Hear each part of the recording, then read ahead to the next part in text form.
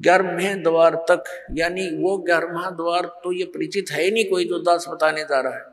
ये तो इस ब्रह्मांड के अंदर ही सारा कुछ बताते हैं, शरीर में ही बताते हैं। और कुछ एक चातुर प्राणी है जो कबीरपंथी नकली, वो कहते हैं शरीर से बाहर 1.25 हाथ ऊपर 11वां द्वार है, और तेरे शर्म है शरीर तो बाहर 1.25 हाथ ऊपर, क्या होगा? आकाश में हो गया, धरती में कहीं है कोई ठिकाना? शरीर के द्वार है वो तो मान ले भाई 10 है, चाहे तू 16 बता दे इसमें, वो तो मान भी ला इसके अंदर होंगे। इस तो बार 1.25 हाथ ऊपर द्वार है, वो क्या टट्टू में है? बिना अकल की बात इन लोगों की। तो ये धीरे धीरे कंडम होंगे इस तत्व ज्ञान के।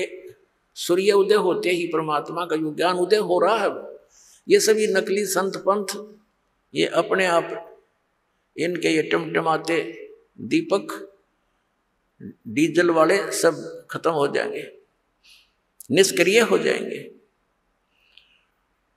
अब 12वां द्वार है जो 7 संग ब्रह्मांड पार करके सतलोक में प्रवेश करेंगे। कबीर परमेश्वर जी ने कहा है कि 12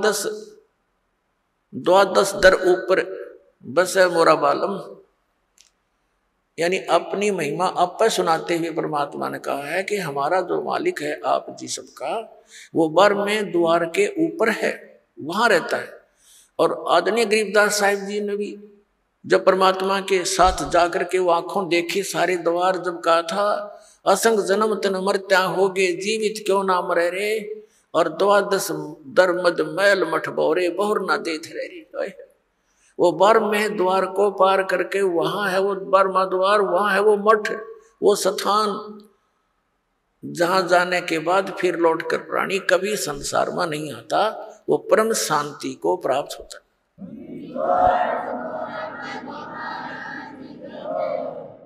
जब 12वें द्वार को पार करके सचखंड सतलोक में प्रवेश किया, आदरणीय गरीबदास साहिब जी के शरीर का नूर 16 सूर्य जितना प्रकाश में हो गया। और क्या देखा? वो जिंदा महात्मा के रूप में परमात्मा जा रहे थे। उस परमेश्वर ने अपने रूप को, अपने तेज को छुपाया हुआ था, और दूसरे रूप में वो वही कबीर परमात्मा अपने अन्य रूप में एक बहुत बड़े सिंहासन पर तख्त ये अपना लकड़ी का नहीं, तख्त होता है, जैसे राजा लोगों की राजगद्दी को तख्त बोला करते थे कि फलाना राजा इतने सन में तख्त पर विराजा था, तख्त पर बैठा था, यानी गद्दी पर बैठा था, कंट्रोलर की सीट पर समझ लो तख्त। तो वहां परमात्मा विराजमान दूसरे रूप में सिंहासन के ऊपर, बहुत सुंदर सिंहासन, और जिंदा महात्मा के रूप में कबीर परमेश्वर जी नीचे से गए थे, गरीबदास साहिब जी उनके साथ थे। वहां एक चंवर रखा था, जिंदा महात्मा के रूप में परमेश्वर कबीर देव जी, कबीर साहिब जी अपने ही दूसरे रूप पर चंवर करने लगे, जो सिंहासन पर विराजमान था, जैसे एक सेवक करता है अपने गुरुदेव के ऊपर चंवर करता है श्रद्धा के साथ।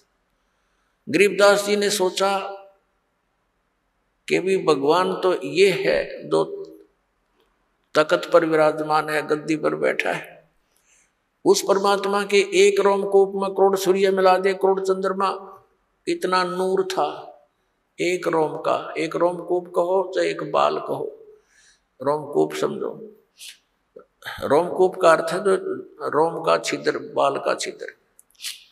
अब गरीबदास जी ये सोचने लगे कि ये है भगवान, और बाबा जी यहाँ का नौकर ना करे इनका, जो जिंदा महात्मा के रूप में भगवान गए थे नीचे से ऊपर। उसी समय वो तेजो में शरीर खड़ा हुआ, तेजो में शरीर वाले प्रभु खड़े हुए, और जिंदा महात्मा का रूप उस पर विराजमान हुआ अनंत ब्रह्मांड के कंट्रोलर के सिंहासन पर। और वो तेजो में शरीर स्टोर करने लगा बाबा जी वाले रूप पर, नौकर की तरह, सेवक की तरह। अब गरीबदास जी कभी उधर देख रहे हैं बालक, कभी इधर देख रहे हैं, सोच रहे हैं ये क्या कारण है कि इस बाबा जी के ऊपर, और ये भगवान चमर कर रहे हैं। इतने में क्या देखा कि वो तेजो में शरीर उस जिंदा वाले शरीर में समा गया। अकेले जिंदा वाला शरीर अनंत कोट ब्रह्मांड के स्वामी के उस सिंहासन पर विराजमान रहे, चमर अपने आप हो रहा था, अपने आप सिर पर ऐसे हो रहा है। गरीबदास जी अचरज में गिर गए और कहा कि भगवान सचमुच आप ही परमात्मा हो? कहा बेटा मैं ही परमात्मा हूं, सोचल सीधर मैं करूं अपने जन के काज। तो गरीबदास जी ने वहां के देखे सब वो नजारे, वो समुद्र और वो भरे हुए दूधों और दहियों के माट, वो सरोवर देखे, फलदार वृक्ष देखे और वहां का वातावरण देखा। कहा भगवान अब मुझे यही रख लो आपके बच्चे को। वहां के वो सब भक्त जो आत्मा हंस वहां पर रहते हैं उनसे मिले। कबीर साहब ने फिर उनको सृष्टि रचना सुनाई। उन अन्य जो वहां रहते हैं पुण्यात्मा, उन्होंने बताया कि ऐसे ऐसे जो यहाँ से चले गए उन्होंने ये गलती की थी और उसका दंड देखो कहाँ भोगना पड़ रहा है। परमात्मा जाते हैं, कोई सुनता नहीं, उस काल के ही बातों में फंसे पड़े हैं, उसके झूठे सुख में सब वहीं पर व्यस्त हैं। जन्म और मृत्यु और 84 लाख प्रकार के प्राणियों के शरीरों में वो कष्ट उठा रहे हैं गरीबदास। और अब ये है वो स्थान जहाँ कभी जन्म मृत्यु नहीं होती, कभी वृद्ध अवस्था नहीं आती और कुछ भी काम नहीं करना पड़ता, इतना आनंद रहता है, सब आहार उपलब्ध है। गरीबदास जी ने कहा परमात्मा मुझे यही रख लो, भेजो ना भगवान, वो तो घना गंदा लोक है भगवान, वहां तो हाहाकार माचरी है। तब गरीब परमात्मा ने कहा बेटा तुम यहां से जब गए तुम बहुत भक्ति युक्त थे, अब तुम भक्ति रहित हो गए। मैं एक ऐसा मंत्र दूंगा जिसको सतनाम कहते हैं, 2 अक्षर का है, जिसमें एक ओम मंत्र है, एक तत्व गुप्त है। श्रीमद् भगवत गीता अध्याय नंबर 17 के श्लोक 23 में ये मंत्र सांकेतिक अर्ध सांकेतिक लिखा है। ओम तो सार्वजनिक है, स्पष्ट है। तत् और सत ये 2 मंत्र गुप्त हैं। ये केवल कबीर परमात्मा ने अपनी उन प्यारी आत्माओं को दिए थे जिनका मोक्ष हुआ। फिर उनको सख्त हिदायत दे दी थी कि अभी इस सतनाम को डिस्क्लोज ना करना, नहीं तो आने वाले समय में ये काल के दूतों का दाव लग जाएगा और मेरे बच्चे भिन्नता पहचान नहीं सकेंगे, क्योंकि इस मंत्र के देने वाला पृथ्वी पर एक ही होता है, दूसरा नहीं हो सकता। या तो परमात्मा आए थे, उसमें वो अकेले ही थे, ना कोई ऐसा साधन था, ना कोई मीडिया थी, ना कोई कन्वेंस था, और फिर भी परमात्मा ने 64 लाख शिष्यों को स्वयं ही नाम दिया, दीक्षा दी थी, अन्य को नहीं दी थी। भले ये मंत्र नहीं दिया था, ये 5 मंत्र जो आपको 7 मंत्र बना कर दिए जाते हैं, तो उसमें केवल ये 5 मंत्र ही देते थे दाता, ताकि पता था उनको कि ये अभी मुझे पहचान नहीं सकेंगे, और यदि इनको किसी को मंत्र ये दान कर भी दिया तो ये डिस्क्लोज हो जाएगा, बात बिगड़ जाएगी। इस दृष्टिकोण से उन गरीबदास साहब जी से कहा कि आप ये नाम जाप करना, क्योंकि आप पक्के भक्त हो, आपके अंदर श्रद्धा पूरी होगी, आपने स्थान देख लिया, और उस स्थान को देखने के बाद फिर यहाँ रुचि स्वप्न में नहीं हो सकती। इस बात से गरीबदास साहब जी संतुष्ट हुए कि जो आज्ञा प्रभु आपकी, और कहा यह अभी बताना नहीं। परमात्मा ने अपना सारा ज्ञान उसके अंदर फीड कर दिया गरीबदास साहब जी की आत्मा में, जैसे कंप्यूटर से दूसरे कंप्यूटर में बहुत बड़े ये सत्संग की वीडियो तो कोई घंटों की फैक्स कर दी जाती है और उसमें भी सेव रह जाती है। ऐसे परमात्मा ने वो ज्ञान, तत्व ज्ञान, जो कबीर पंथ में घुसे हुए कबीर पंथी नकली संतों ने, काल के दूतों ने कुछ खराब शराब कर दी थी, सच्चिदानंद घन ब्रह्म की वाणी, कबीर वाणी, अपने हिसाब से उनके अनर्थ कर डाले थे। उसकी पूर्ति के लिए आदरणीय गरीबदास साहिब जी के अंदर वो पुनः ज्ञान उसके अंदर फीड किया था और फिर उसको सार्वजनिक करवाया था। अपनात्माओं, गरीबदास साहिब जी की वाणी में परमात्मा ने ऐसा मिश्रण करवा दिया कि न तो गरीबदास के पंथ के समझ सके उसको, और उस मिश्रण के बिना वो वाणी सुरक्षित नहीं रह सके थी। कहीं पर तो गरीबदास जी ने राम और कृष्ण की महिमा सुना दी ताकि ये भोली आत्मा राम और कृष्ण पर आरूढ़ है, इसी आधार से इस वाणी को सुरक्षित रखें। यदि ये एकली कुनीन डाल देते तो कोई नहीं ग्रहण करता। तो जिस कारण से गरीबदास पंथ के पंथियों ने गरीबदास साहिब जी को विष्णु जी का अवतार मान लिया, उस ज्ञान को ना समझकर उनकी वाणी से अपरिचित जितने भी गरीबदास जी के जो संत बने हुए हैं या उनके पंथी हैं, अनुयायी हैं, गरीबदास जी कहलाते हैं। एक मेरे पूज्य गुरुदेव जी को छोड़कर उस पूरे गरीबदास पंथ में किसी के पास ये मार्ग नहीं। और ये परमात्मा ने एक सुनियोजित तरीके से यहां तक पहुंचाया। हमारे जो गरीबदास जी के बाद सीधे जो शिष्य बने उनके शीतल दास जी थे, गांव बराना के अंदर उनका आज भी आश्रम है छोटा सा। उनको गरीबदास जी ने विशेष हिदायत दे दी थी कि ये मंत्र तू जाप कर, केवल एक सुयोग शिष्य जिसको मैं संकेत दूंगा उसको बताना।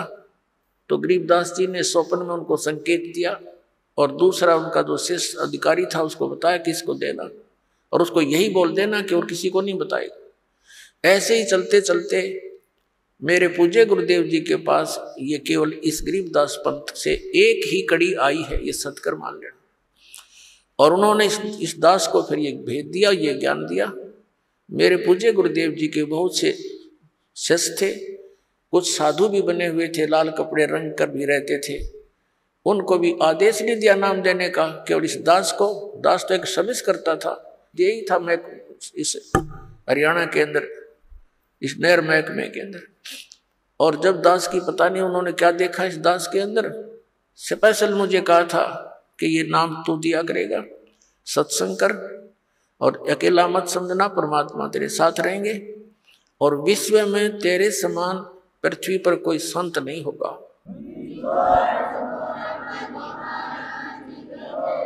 उस समय मेरे पूज्य गुरुदेव जी की आयु लगभग 105 वर्ष की थी।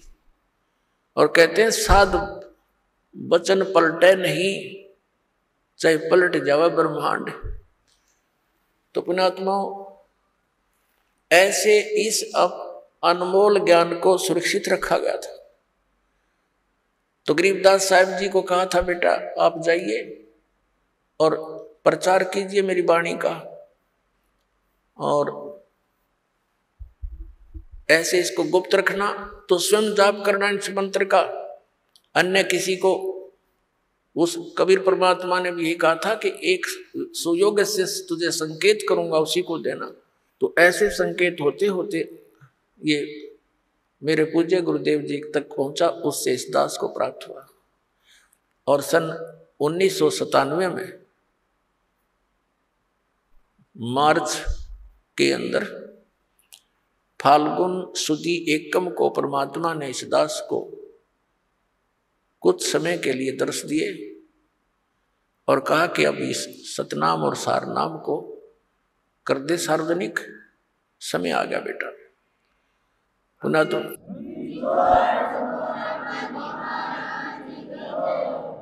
अपनात्मा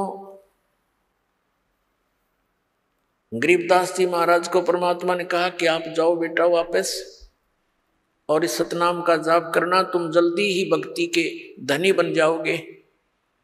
तुम्हारा जितना भी हानि हुई है इससे वो अक्षति पूर्ति हो जाएगी। फिर उसकी महिमा बताई है परमात्मा ने, जो गरीबदास जी ने परमात्मा कबीर जी से सुने हुए ज्ञान को कैसे बताया है कि सतनाम पालड़ रंग होरी हो, 14 लोक चढ़ावे राम रंग होरी हो। तीन लोक पासंग धर रंग होरी हो, तो ना तुल तुलाया राम रंग होरी हो। सतनाम के एक श्वास की कीमत पुण्यात्माओं कितनी है? एक सतनाम के श्वास उस श्वास से एक कंप्लीट मंत्र की कमाई बन जाती है। जैसे आप एक मंत्र श्वास से बाहर छोड़ते हो, दूसरा अंदर लेते हो, ये एक कंप्लीट जाप हो गया सतनाम का। कई भक्त असमंजस में पड़े रहते हैं।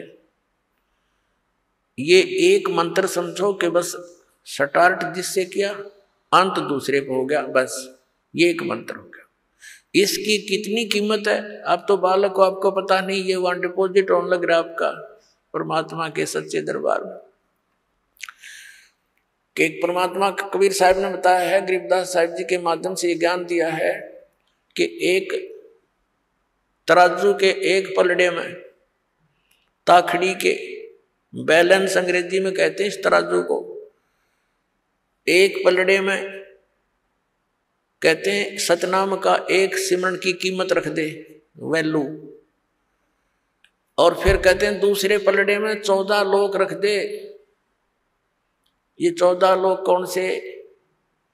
ये ब्रह्मा जी का लोक, विष्णु जी का लोक, शिव जी का लोक, स्वर्ग लोक, और दुर्गा का लोक ब्रह्म लोक, और ये और नीचे के पाताल, ये अन्य लोक 6 लोक अलग हैं। 7 है वैसे, लेकिन ये पाताल लोक अलग से इन 3 लोकों में गिना जाता है। पृथ्वी लोक, स्वर्ग लोक और पाताल लोक। एक महास्वर्ग है, एक धर्मराज का लोक, और ये प्रत्येक अलग अलग 98,000 ये 88,000 खेड़े हैं। इस तरह के ये 14 लोक हैं, जैसे गोलोक, भूलोक, भुवलोक, इस तरह काफी लोग 14 लोक बनते हैं कुल मिला के।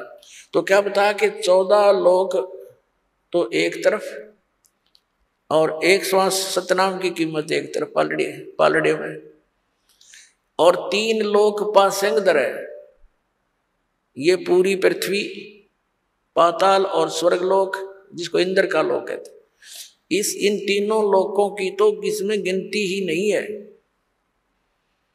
अब पासंग क्या होती थी? पहले तराजू आया करती, देसी टाइप, अब भी है, गांव में होंगी मेरे ख्याल में, अब भी वैसे भी है, लोहे की होगी। पहले लकड़ी की डंडी होती थी, अब लोहे की जंजीरें होगी। पहले रस्सी बंदी होती थी पालड़ों के, तो उसमें हाथ से तोला करते थे। एक डंडी का एक रस्सी बांध रखी होती थी सेंटर में, तो दोनों तरफ तराजू होती थी। तो हमारे घरों पर ये कोई कनक लेने आते थे व्यापारी लोग, गेहूं वगैरह तोलते थे, आकर के मोल लेते थे। तो उसमें उनसे पहले कहा जाता था कि लाला जी पासंग तेरी एरर दिखा ताखड़ी में। वो देखता था कोई पलड़ा ऊपर नीचे होता था, तो उसमें उसी गेहूं से ही एक मुट्ठी गेहूं उठा करके दूसरी साइड में डालकर उसकी एरर ठीक कर ली जाती थी उस तराजू की। उसको पासंग कहा करते कि इतनी पासंग है, इसमें इतनी एरर है। तो उस पासंग को ठीक करने के लिए एक मुट्ठी गेहूं तो वैसे डाल दिए, वो सौदे में नहीं होते। और सौदा तो वो गद मनमाना 10 क्विंटल तोल ले जा, वो सौदा है। तो परमात्मा कहते हैं कि सतनाम पालड़ रंग होरी हो, और 14 लोक चढ़ावे राम रंग होरी हो। ये 3 लोक पासंग धर रंग होरी हो, तो ना तुलाया राम रंग होरी हो। कि तो भी वो सतनाम का पलड़ा भारी रहेगा, उठे नहीं, और वो 14 लोक वाला ऊपर को उठ जाएगा। अपनात्मा एक श्वास, उस श्वास की कितनी कीमत। तो हम कितनी भक्ति लेकर यहाँ आए थे, हम आजीवन लगे रहेंगे, जब जाकर वह पूर्ति होगी। और पुण्यात्मा, क्योंकि हम अपनी भक्ति कमाई को यहाँ वेस्ट घड़ी करते हैं, इस करके हम जल्दी सटोर नहीं हो पाती। क्योंकि हम काल ने ऐसे उलझा रखे हैं, ना चाहते हुए भी कहीं ना कहीं पंचर हो ही जाता है। किसी ना किसी कारण से कोई बच्चे को दुख आ गया, तो उसको अंतरात्मा से काल हमें ठगवा ही देता है। लेकिन उस समय हमने दृढ़ रखना चाहिए कि बच्चे को परमात्मा से जोड़ना चाहिए, और फिर आप रखवाला है ये विश्वास करना चाहिए कि परमात्मा से जो जुड़ गया उसका साथी है वो, उसका बिगड़ कुछ नहीं सकता। लेकिन हमारा दिल कमजोर हो लिया, इतने कष्ट हमने सहन, इतने कष्ट उठा रखे हैं युगों युगों से। जैसे कहते हैं जैसे कुत्ते का कोई लठ मार दे और वो बेचारा इतना पीड़ित हो जाता है, बहुत चिल्लाता है।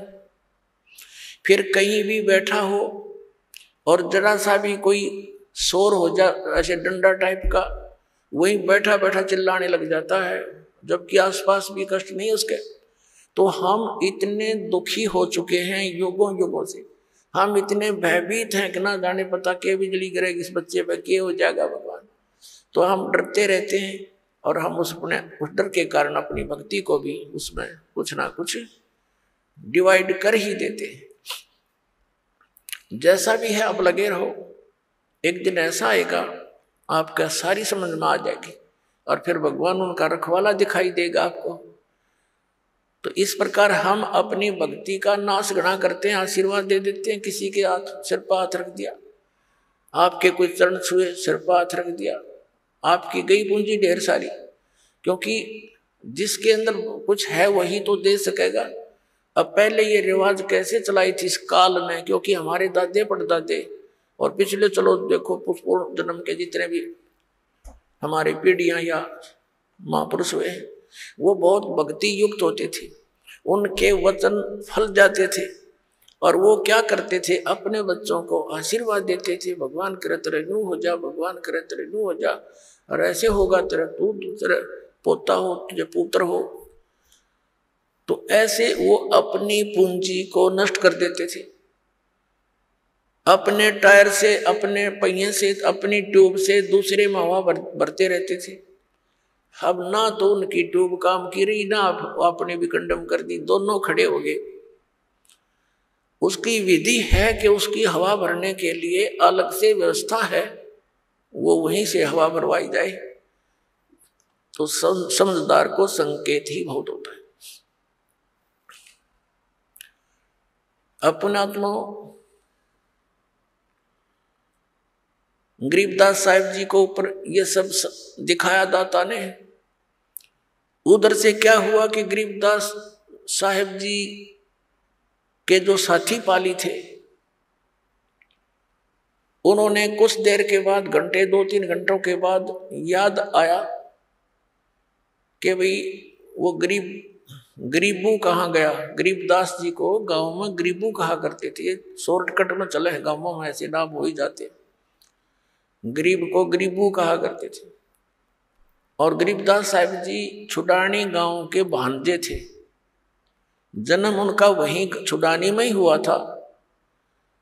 उनके नाना जी के कोई पुत्र नहीं था, यानी गरीबदास जी के मामा नहीं थे, जिस कारण से आदरणीय गरीबदास साहिब जी के पूज्य पिताजी को वहां पर घर जमाई रखा हुआ था। तो इस तरह थोड़ी सी बैकग्राउंड से आपको बतानी आवश्यक है। तो वहां ही उनका जन्म हुआ था। तो पालियों ने देखा रहे वो लड़की का लड़का कहाँ है, वो अपनी गऊओं के पास क्यों नहीं खड़ा है।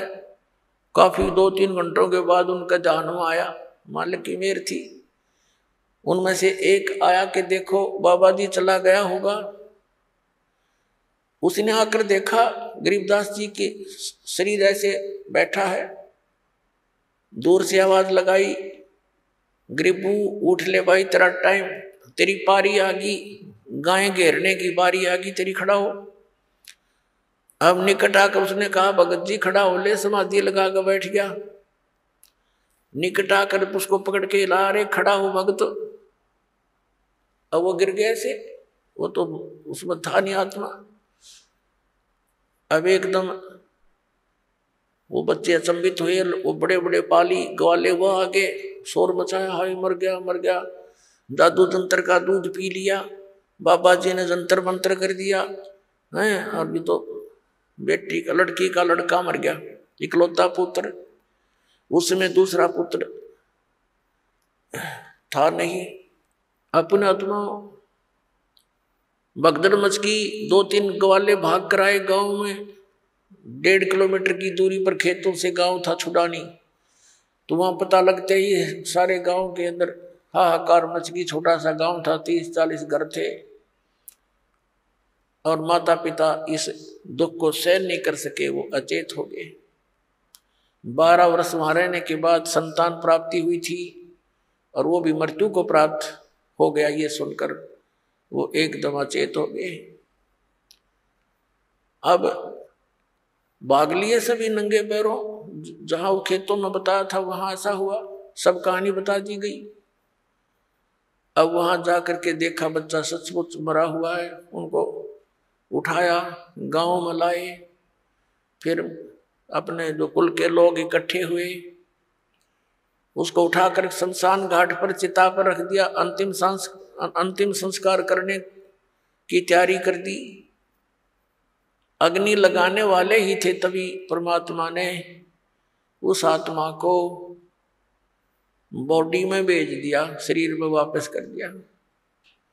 एकदम खड़े हुए गरीबदास जी, कंपन लग गया सारा शरीर, ऐसे ऐसे हिलकर एकदम खड़े हुए और उठकर फिर जो वाणी परमात्मा ने उनके हृदय में फीड की थी, उसी ज्ञान को बोल रहे हैं, न कुछ भी बात नहीं बोलते।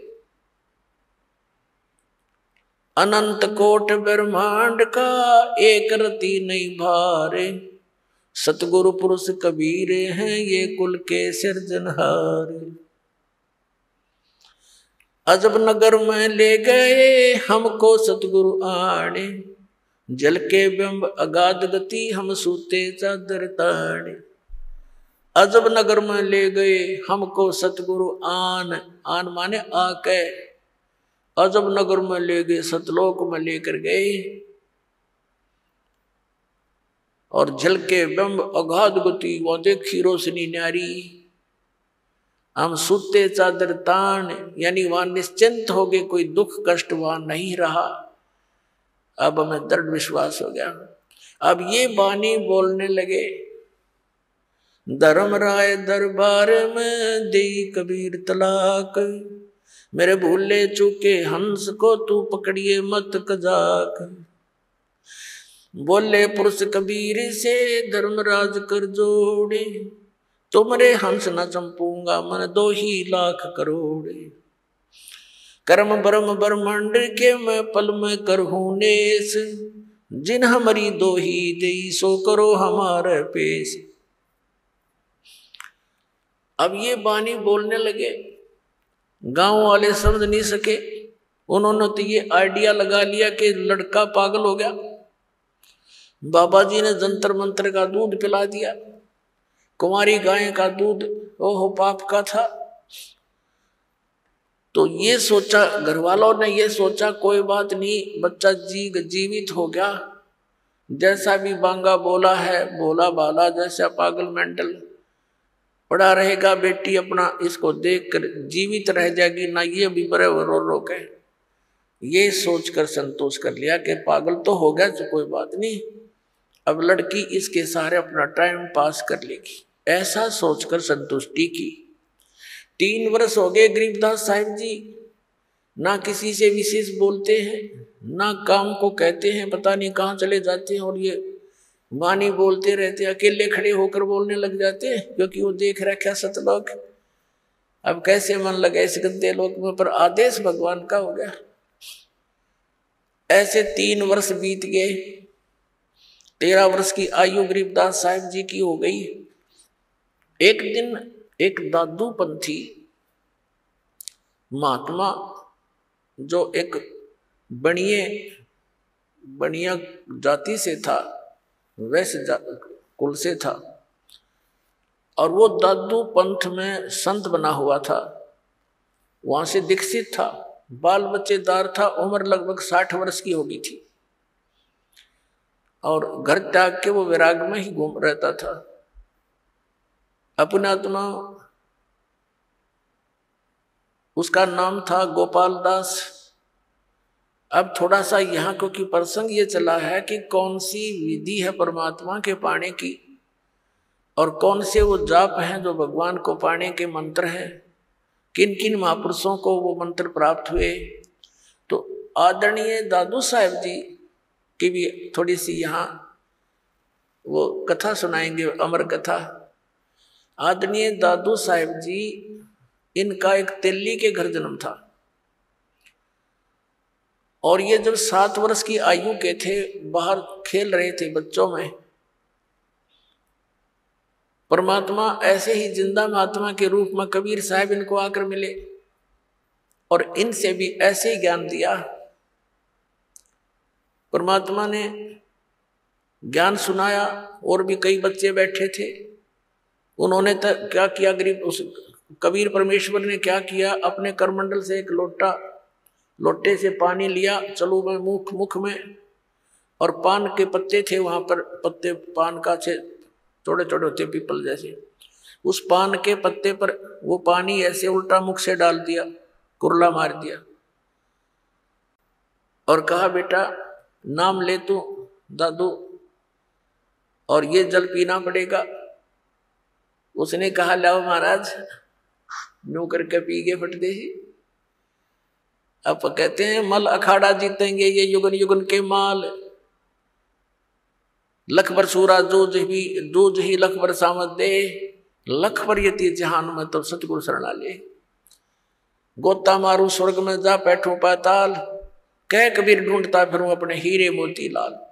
अन्य जो बच्चे थे वह सब उठकर भाग गए। इसने तो एक झूठा पानी पी लिया किसी का, जिसकी जाति का पता नहीं है सब, वो तो गांव में भाग गए। और उधर से उस आत्मा को लेकर परमात्मा सचखंड सतलोक में गए। वो लड़का अचेत हो गया, डेड नहीं हुई बॉडी, और आत्मा परमात्मा साथ लेकर के, जैसे गरीबदास साहिब को लेकर गए थे ऐसे ऊपर लेकर गए उनको। ये गरीबदास साहिब जी से काफी पहले हुए थे, लगभग 200 वर्ष पहले, न सैकड़ों वर्ष पहले, 100 वर्ष पहले। तो वहां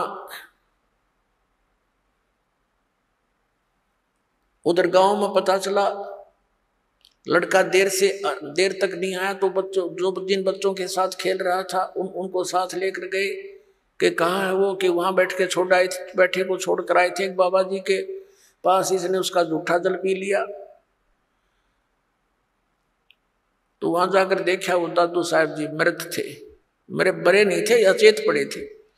अब हाहाकार मच गई, रोने लगे, वैद्य डॉक्टरों को दिखाया, झाड़ फूंक करवाई, 3 दिन और 3 रात बीत गई, ऐसे अचेत रहे। उधर से परमात्मा उस प्यारी आत्मा को अपने गवाह बनाने के लिए ऊपर सतलोक में लेकर गए। और उसी तरह जैसे गरीबदास जी से सारा परिचय कराया था ऐसे कराया। परमात्मा तेजों में शरीर युक्त सतलोक में उस सिंहासन पर विराजमान थे।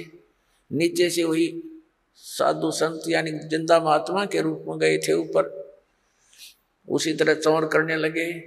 फिर वो तेजों में शरीर परमात्मा खड़ा हुआ और नीचे से गए हुए महात्मा परमात्मा जो जिंदा के रूप में थे वो बैठ गए, उसी तरह क्रिया हुई सारी। और चवर वो तेजों में शरीर वाले भगवान करने लगे। दादू जी को यही शंका आई कि भगवान तो ये दिखा था जो तेजों में शरीर वाला है, और ये बाबा जी बैठ गया सिंहासन पर, समझ में नहीं आई ये क्या चक्कर है। इतने में तेजों में शरीर उस कबीर उस परमात्मा के शरीर में समा गया, जिंदा वाले शरीर में। तब परमात्मा ने कहा कि बेटा दादू जा नीचे, तू मेरा नाम कबीर है, मैं काशी में जुल्हा बनकर रहा था। ऐसे गरीबदास जी को बताया था परमात्मा ने कि मैं बेटा वहां भी रहा 120 वर्ष तक, यही ज्ञान मैंने वहां दिया। और गरीबदास जी को तो यहाँ तक कहा था कि उन काल के दूतों ने जो कबीर पंथ में आगे हैं उन्होंने नाश कर दिया है उस ज्ञान का, अब इसको दोबारा करना। दादू साहब जी तो गरीबदास जी से पहले हुए थे, इनको विशेष ज्ञान नहीं दिया लेकिन अपना परिचय अवश्य दे दिया, क्योंकि उनको मालूम था कि इनको वो ज्ञान दिया तो बीच में इस पंथ में घुसे हुए लोग भी बात बिगाड़ देंगे। तो कहने का भाव ये है कि दादू साहेब जी को सब परिचय देकर के वहां पर छोड़ दिया। तीसरे दिन जब बच्चा होश में आया तो खुशी की लहर दौड़ गई और दादू साहिब जी उस कबीर परमेश्वर की महिमा का गुणगान करने लगे। तो क्या बताते हैं, तो दादू साहिब जी ने परमात्मा कबीर जी की महिमा किस प्रकार कलम तोड़ सुनाई है, वो सुनाते हैं आपको थोड़ी सी। परमात्मा ने, दादू साहब ने कहा है, जो जो शरण कबीरे के तिरगे अंत अपारे, दादू गुण के ता कहूं कहत न लागे कहत न पावे पार। जो जो शरण कबीरे के वो तिरगे अंत अपारे, दादू गुण की ता कहूं कहत न आवे पार।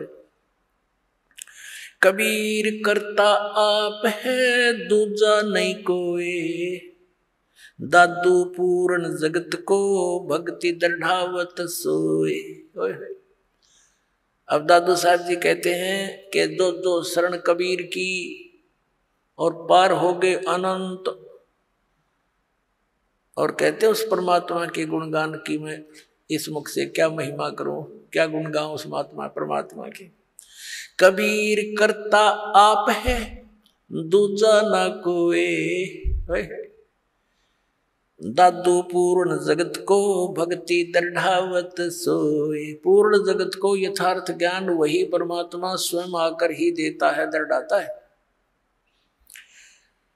यो ठेका पूरा होवे जब सब कोई तजय शरीर, ठेका यानी जो कंट्रैक्ट एग्रीमेंट जो हमारे शरीर का हो चुका है, इतना समय हमारा निर्धारित है, कहते ही जब पूरा होगा तो सब ने शरीर त्यागना पड़ेगा। लेकिन कबीर साहब भी कहते हैं परमेश्वर जी आए हैं सो जाएंगे, राजा रंग फकीर, एक सिंहासन चढ़ कर जा एक बंधे जात जीर। तो यहाँ दादू साहिब जी भी उसी का समर्थन कर रहे हैं। ठेका पूरा होवे जब सब कोई तजय शरीर, दादू काल गंजे नहीं जपे जो नाम कबीर। दादू साहब जी कहते हैं कि काल निकट नहीं आ सकता जो कबीर परमात्मा के उस सतनाम का जाप करता है। आदमी की आयु घटे तब यम घेरे आए, सुमरण किया कबीर का दादू लिया बचाए। और परमात्मा ने वो सारे यम के दूत दिखाए, सब बहुत कुछ लीला दिखाई अपनी, कि दादू साहब को अकेला छोड़ दिया रास्ते में, यम के दूत चारों तरफ से आगे भी कौन आ गया, यूं हम लेने भी ना गए, मरेंगे तो हमारी खिंचाई होगी, पकड़ो इसको पकड़ो, ये कैसे है कौन है। तो उस समय दादू साहब जी ने परमात्मा को याद किया। उसी समय कबीर साहब प्रकट हो गए, बेटा कितना गया था तो पीछे, वो नजारे देखने लग गया। तो एकदम भाग्य यम के दूत ने एक दूसरे के ऊपर का पड़ते जा, इतनी दूर तक स्पीड तो भाग्य गणे थे। तो परमात्मा कहते हैं, तो परमात्मा ने बताया कि बेटा जब भक्तिहीन प्राणी शरीर छोड़कर जाता है ये यम के दूत घेर लेते हैं, और जैसे तूने मुझे याद किया ऐसे इस नाम का जाप कोई और कर लेगा ना, भगत तो वही करेगा जो पहले से प्रैक्टिस कर रहा होगा, उसी के मुख से ये परमात्मा का नाम निकलेगा। तो फिर यम के दूत निकट नहीं आ सकते। उसी को फिर अपने अनुभव को दादू साहब जी बता रहे हैं। आदमी की आयु घटे तब यम घेरे आए, सुमरण किया कबीर का दादू लिया बचाए। मेट दिया अपराध सब पाप माफ कर दिए मुझदास के, दादू साहब जी कह रहे हैं। मेट दिया अपराध सब आए मिले छन माही, दादू संग ले चले वो कबीर चरण की छाही। सेवक देव निज चरण का दादू अपना जाने, बरंगी सत कबीर ने कीन्या आप समाने। अब क्या बता रहे हैं दादू साहब जी कि मेरे सारे अवगुण माफ कर दिए भगवान ने, और एक सेकंड के अंदर मेरे पास उपलब्ध हुए। और अपने साथ ले चले बालिक मुझको, और कहते हैं हे दाता मुझे अपने चरणों का, अपने चरण रज का दास समझना, सेवक देव निज चरण का। हे देव, हे भगवान, हे परमेश्वर, यो सेवक आपके चरणों का नौकर है, धूल है, निज सेवक है, और इसको अपना जान मेरे दाता। और भृंगी सत कबीर ने कर लिया आप समान, कि जैसे एक भृंगी कीट होता है, भी भी करता बमीरी बोलना, वो एक कीड़े को उठा लाती है और उसको अपना राग सुना सुना के अपने जैसा, अपने जैसी आवाज निकाल, उसी जैसी आवाज निकालने वाला बना देता है। तो परमात्मा ने जिसको भी ये ज्ञान दिया वो उस परमात्मा के गुण गाने लगे अपने आप ही। तो पुण्यात्मा यही स्थिति आपकी और दास की हुई है। जब से ये ज्ञान ग्रहण हुआ, ये ज्ञान समझ में आया है, तो हम भी भृंगी बन गए, ना जाने सब न बता दें, किस किस ने सुना दें, और भृंगी से फिर और भी भृंगी बन गए। आप भी सभी भगवान के बच्चे ज्ञान से परिचित हुए, औरों को सुनाने लगे। दादू अंतर्गत सता छन छन सुमरण ध्यान, वारू नाम कबीर पर पल पल मेरे प्राण। सुन सुन साख कबीर की यूं काल नवावे बात, धन धन हो तीनों लोक में दादू जोड़े हाथ। सुन सुन साख कबीर की, कबीर साहब की महिमा, साख यानी महिमा, उसकी तेरी तेरी साख तो है नहीं, यानी तेरी कोई गुण तो है नहीं, तो साख। और दूसरे ये साखी, यानी साखियों के माध्यम से उसके गुणगान जो सुने जाते हैं। काल भी कहते मुरझा जाता है, नीचे गर्दन कर लेता है कि वो तो समझ सकती है। और धन धन तीनों लोग में दादू जोड़ा थे। केरी नाम कबीर का ये विषम काल गजराज, दादू भजन प्रताप ते ये भाग गए सुनत आवाज। अपने आत्माओं कैसी तुलना की है दादू साहब जी ने,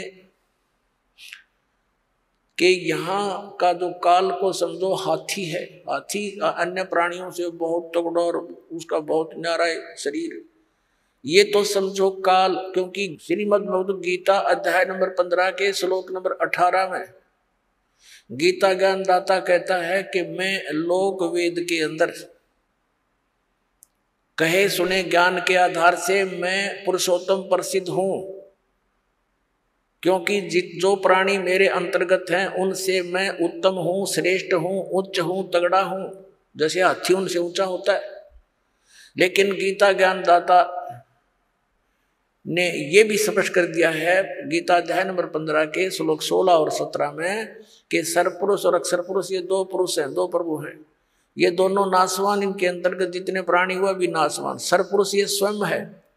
गीता अध्याय नंबर 15 के श्लोक नंबर 17 में स्पष्ट कर दिया कि उत्तम पुरुष है तो अन्य, जो गीता ज्ञान दाता से अन्य है, वो स्वयं कह रहा है इस बात को, और वही परमात्मा कहा जाता है। यह लोक चरण में अवश्य विवर्ती अवैश्वर, जो तीनों लोकों में प्रवेश करके सबका धारण पोषण करता है, वो है अविनाशी परमात्मा। तो यहाँ 15 में जाके 18वें श्लोक में गीता ज्ञान दाता सिर्फ इतना कह रहा है कि मेरे इस 21 ब्रह्मांड में जितने प्राणी मेरे अंतर्गत हैं उनसे मैं सुप्रीम हूं बस। लेकिन आई एम नॉट पुरुषोत्तम। पुरुषोत्तम तो बता दिया 15 में जाके 17वें श्लोक में। तो यहाँ कहता है जितने मेरे अंतर्गत जितने प्राणी हैं वो चाहे स्थूल शरीर में है चाहे वो जीवात्मा है, उनसे मैं उत्तम हूं, इसलिए मैं पुरुषोत्तम प्रसिद्ध हूं लोक वेद में। वास्तविकता तो बता दिया कोई और है। केरी नाम कबीर का और विषम काल गजराज, दादू भजन प्रताप से ये भाग गए सुनत आवाज। क्या बताना चाहे दादू साहब जी ने कि इसने काल को तो समझ लो गजराज, हाथियों का राजा, यानी उनसे सब हाथियों से सबसे तगड़ा वो उनका राजा होता है, ये नियम है।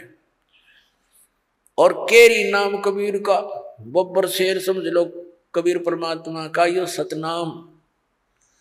और दादू भजन प्रताप से ये सुनते भाग्य आवाज गाज। जैसे हाथी कहीं जंगल में हो और शेर दहाड़ मार दे और वो निकट सी दिखती हो कि आवाज निकट आ लिया, हाथी लीद कर देता है और भाग लेता है छोड़कर उस स्थान को, दूर भागने की चेष्टा करता है। तो क्या बताना चाहे दादू साहब जी ने कि ये काल भी कोई छोटा मोटा जानवर नहीं है, कोई छोटी शक्ति नहीं। 10,000 भुजा का मालिक है ये, 1000 भुजा का, 1000 कला का। और ब्रह्मा विष्णु महेश जी इसके पुत्र हैं, वह केवल 16 कला के और 4 भुजा के हैं। लेकिन उस परमात्मा के सामने जो असंख्य भुजा, असंख्य कला का, असंख्य शक्ति का मालिक है, उसके सामने ये ऐसे भागता है जैसे शेर की दहाड़ सुनकर हाथी लीद करके भाग लेता है।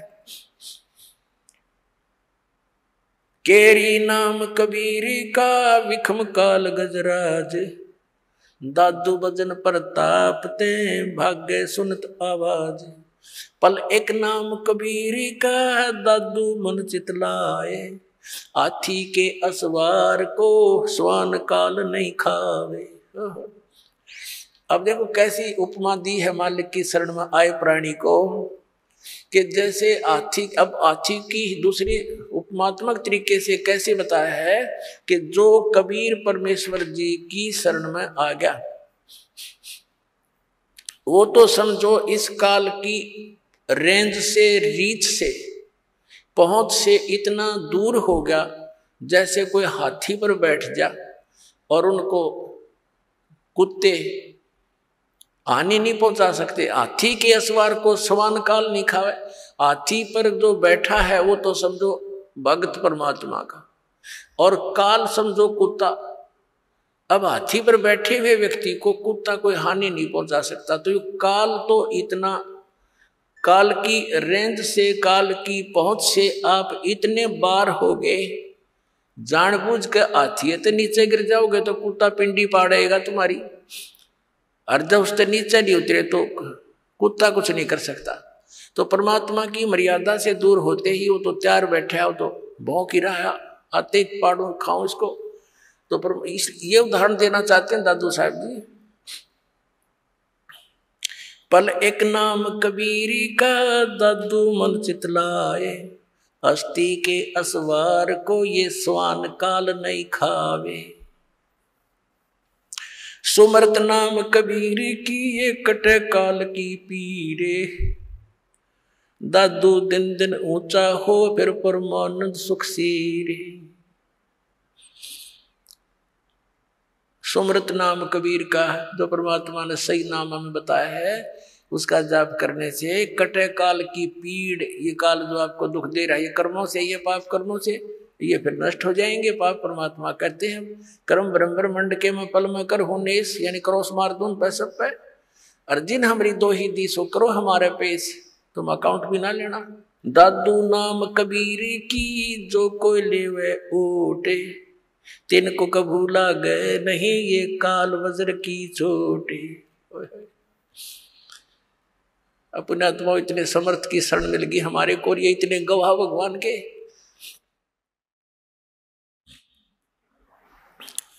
कि दादू साहब कह रहे हैं कि कबीर साहब के सच्चे नाम की विधिवत जो ओट ले लेगा, उसकी शरण में आ जाएगा, उनको कबू लागे नहीं ये काल वज्र की चोट। ये काल जैसे आप देखते हो दुर्घटना में, जब तक आपका नाम ठीक है, कनेक्शन जुड़ा है, तो आपको शरण है, आपको प्रोटेक्शन है परमात्मा की, कवच आपके ऊपर है, काल का कोई अटैक नहीं लगेगा, कोई कर्म का दंड आप पर असर नहीं करेगा। जैसे आप देखते हो कि दुर्घटना में परिवार नाश हो जाते हैं, ये कभी नहीं हो सकता इस मालिक की शरण आने वाले को, लेकिन रहना पड़ेगा मर्यादा में। अब देखो कैसी तुलना करते हैं परमात्मा की। दादू नाम कबीर की जय कोई लेवे ओटे, तिनको कबू लागे नहीं ये काल वज्र की चोट। काल का वज्र, ये परमाणु भी, मिसाइल भी निष्क्रिय हो जाएगी जो काल छोड़ता ऊपर तक। फिर कहते हैं और संत सब कूपे हैं ये कहते जरीता नीर, दादू अगम अपार है दरिया सत्य कबीर। दादू साहब जी कैसी बढ़िया तुलना करते। और संत सब कूप हैं, जैसे छोटे मोटे संत हैं, कोई जिन देवताओं को तुम पूजते हो, ये तो ऐसे समझ लो, कोई तो कुएं का जल है, कोई जरीता नीर, कोई छोटा मोटा झरना कुछ क्षेत्र में काम कर रहा है। और दादू अगम अपार है ये दरिया सत कबीर। दरिया परमात्मा को तो दरिया जानो, और दरियाओं में भी उत्तम जल वाली दरिया, वो कभी उसका जल समाप्त ही नहीं होता। और अन्य जो छोटे मोटे चमत्कार अन्य भी बता देते हैं, वहां से मुझे ये लाभ हो गया, वहां से ये लाभ हो गया, कहते और संत सब कूप हैं, कुएं हैं, वो केवल जल ही ग्रहण करा सकते हैं, खेत सिंचाई में काम नहीं दे सकते। फिर पानी से काम चले, खेती भी करनी पड़ेगी उसको, उसकी भी आवश्यकता पूर्ति हो, तभी जीवन पूरा सफल हो। तो यहाँ कहते और संत सब कूप हैं, कहते जरीता नीर, झरने से हैं, छोटे मोटे काम चला रहे हैं। और दादू अगम अपार है ये दरिया सत कबीर, यानी यहाँ भी आपने सुखी रखेगा जैसा यहाँ का सुख है, और फिर सतलोक लेके जाएगा, सारे काम सारेगा।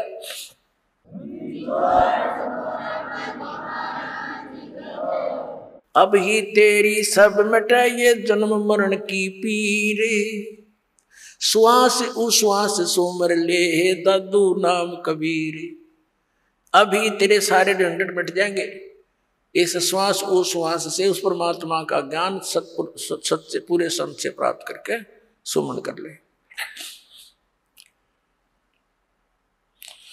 दादू नाम कबीर का ये सुन के कप काले, नाम भरोसे नर चले तो हो नवा का भाले।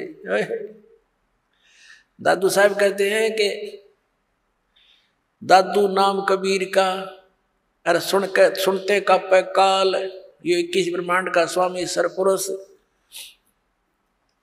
ये सारा कांप जाता है मालिक का नाम लेते ही, इसका छाती धड़कन लग जाए नू। और कहते नाम भरोसे नर चले, नाम का आधार बनाकर चले संसार अपने जीवन रूपी सफर में, तो हो नवा का बाल, उसका कुछ नहीं बिगड़ सकता, सच्ची श्रद्धा से लगा रहे। जिन को निज नाम दिया सोए सतगुरु हमारे, दादू दूसरा कोई नहीं कबीर सिरजनहारे।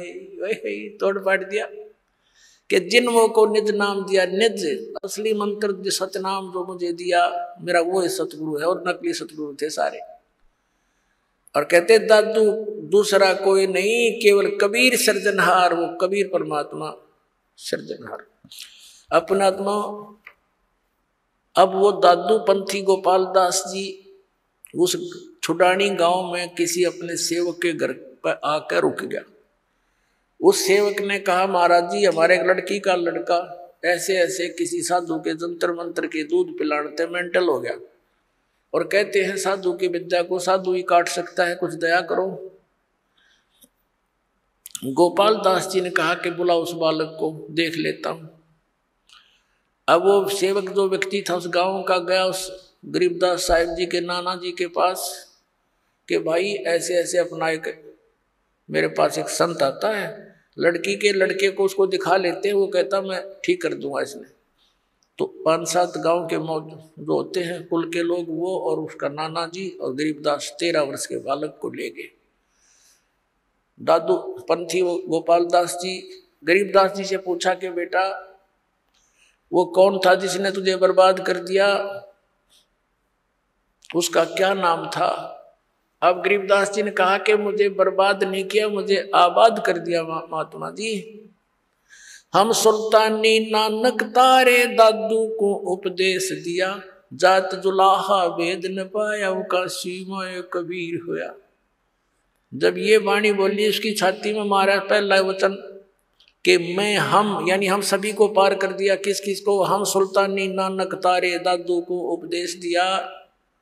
वही पुण्यात्मा वही परमात्मा उन पुण्यात्माओं को आदरणीय नानक साहिब जी को, आदरणीय दादू साहिब जी को, आदरणीय मुल्कदास साहिब जी को, आदरणीय धर्मदास साहिब जी को, आदरणीय गरीबदास साहिब जी को, आदरणीय गीसा दास साहिब जी को मिले थे।